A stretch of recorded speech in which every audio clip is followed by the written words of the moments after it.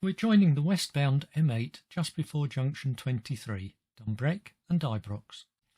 KS10VOH, a black Merc, is going to show off its WKR, wrong knowledge of roads, by using the Clyde Tunnel slip road as its personal queue jumping lane.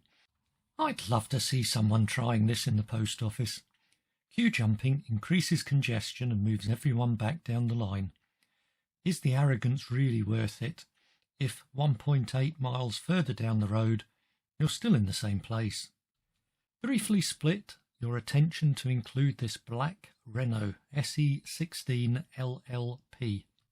Window open, leaning slightly left in the seat, one hand on top of the wheel. We don't know what the left hand is doing.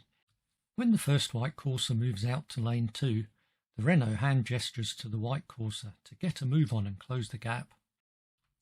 White Corsa DV16VAX is sitting left in the lane so the Renault can see the dark Audi in front.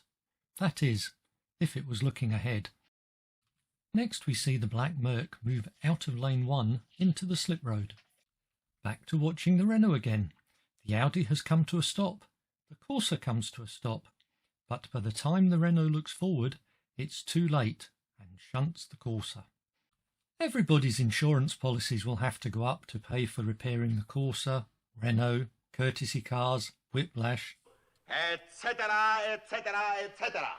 Enough of that. Back to the Undertaker. Running out of slip road, he brakes to slow slip road traffic down, indicates and then pushes into lane 1. Successfully sticking his finger up to the 11 people, he has moved back and slowed down.